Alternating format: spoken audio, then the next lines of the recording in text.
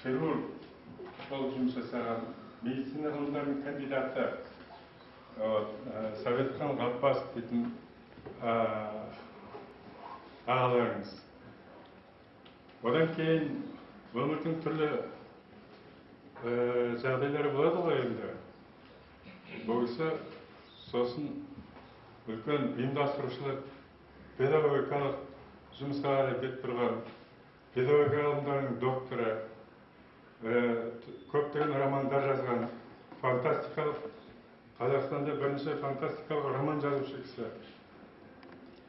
Содан кейін Махамбет атындағы сыйлықтың лауреаты. Бұл кісі сол жан-жақты адам деп есептеуіміз керек. Қазір үлкен мынау демократиялық саяси үрдісте де өзінің дауысын ортаға салып жүрген, өзінің қандайдан болмасын ой жүйесін ортаға салып жүрген үлкен қазақ халқының азаматы. Осы азамат деген сөзді орысша гражданин деп аударып жай түсінуге болмайды. Қазақта азамат деген сөздің астары басқа. Кез келген адамды, ер адамды азамат деп айтуға болмайды. Азамат деген сөздің мағынасын тереңірек түсіну керек. Сондай үлкен азаматымыз Сәкен бүгін сіздерге келіп, уақытын бөліп мастер-класс өткізбекші. Осы кісіге қазір мен сөз берейін. Жалпы айта кететін мәселе, сіздер болашақ біздің Қазақстан халқының көптеген мәселелерін шешіп, болашағын анықтап, сондай үлкен процеске қатысатын адамсыңдар ғой. Сондықтан мына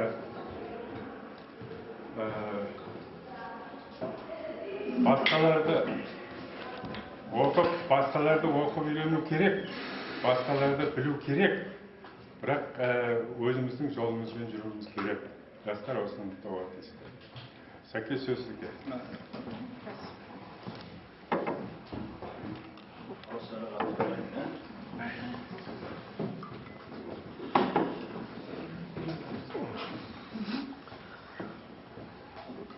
Сіздер менің немереммен жасты боласыздар. Мен үлкен қуанышпен келдім осы сіздердің алдарыңызға. Мен келгенде лекция оқиын деп келген жоқ, сіздермен сырлассам ба деп келдім. Өйткені біздің алдымызда әсіресе мына аз халықтың басында қазір өтті жасырын қызық дүниелер жүріп жатыр.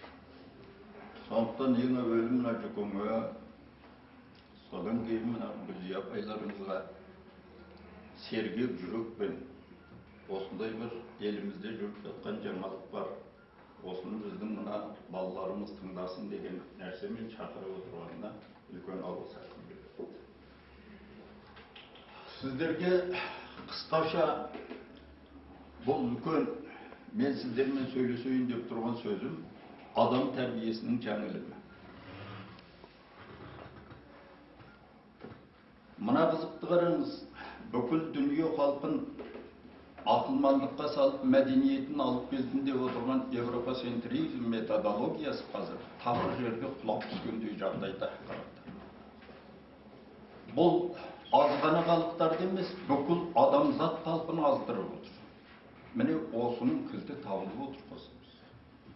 Мысалы айтқанда сіздерге мен алып келдім, қазір старшыларыңа таратып беремін. Міне европоцентризм методологиясы бізге жат деген үш түрлі дәлелмен жат екенін дәлелдейді. Бұны өздеріңіз оқисыздар. Сонда не? Қазір біздің қазақша айтқанда өміріміздің көбі кетіп азы қалған адамдармыз. Біздің қазіргі ең үлкен қайғымыз мына соңғы буынға өз халқының қадір қасиетін түсіндіріп кету. Бүкіл дүние ауыртпалық шаруашылықтың барлығын жүргізетін сіздерсіздер. Міне осы мәселені айтқан уақытта адам тәрбиесінде қабағат үлкен қаталық бар. сол Европаға еліктеп жүрген, соны ақылман деп жүрген қазақ халқы қазір сансыраған жағдайда отырып бара жатыр. Мен қазіргі жағдайды, көйлегіміз көп, тамағымыз тоқ болғанмен, қазіргі жағдайды Ақтабан шұбырынды Алқакөл сұламадан да ауыр заман деп есептеймін. Ақтабан шұбырындыны білесіздер ме? Бұл қазақтың басына болмау деген сын сағатын, тарихтың сын сағатын тудырған. Бұл қалай келді қазақ жеріне? Көрдіңіздер ме? Мына жақтан Орыс империясы, мына жақтан Қытай империясы. Жоңғар халқына от қару беріп қолына. Онда от қару қазақта жоқ. Сөйтіп айдап салып, мына даланы түгел екі империя бөліп алмақ. Осындай саясат болды. Міне осы саясатты қазақ халқы біздің бабаларымыз жеңді. От қаруды найзамен, қылышпен ақ жеңді. Неге жеңді? Неге жеңді? Артиллерияны қылышпен жеңген дегеннің үлкен қасиеті бар. Ауыз бірлік берекесі болды. Біздің халқымызда сол кезде. Міне халықтың ауыз бірлігі, берекесі деген дүние от қарудың өзі қайтарып, жерін, халқын аман есен сақтап қалды. Сол кезде жоңғар халқында алатайдай тулаған алауыздық болды.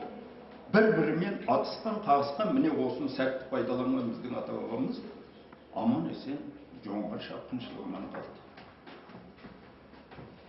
Жоңғар шапқыншылығынан да сол кездегі заманнан да ауыр дейтінім қарақтар.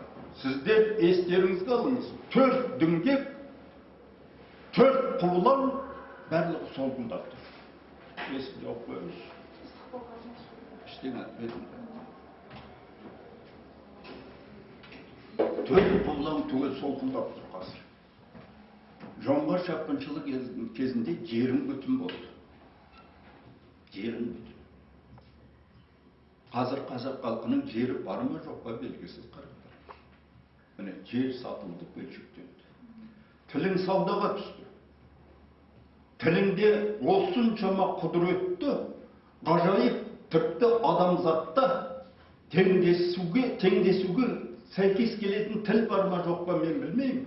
Ол қазақ болғандықтан мақтап отыр. Тілің саудаға түсіп отыр. Дінің бөлшектеніп отыр. Сіздер білесіздер ме? Қаншама сектанттық секталар бар. Сондағы жүрген 70-80%-ның барлығы қазақтың жастары. Бұны мен көзбен көргендіктен айтып отырмын. Естігеніміз. Ділім дүбәраға айлануға. Мына қараңыз, сонда жер сатылулы, тіл саудаға түсуде, дін бөлшектенуде, ділім дүбәра. Осының барлығын не істейміз? Күресетін кім? Міне, сендерсіңдер күресетін. Күресу үшін сіздерге ғажайып телегей теңіз түп тамырынан, гносеологиясынан дейді. Сондай білім керек.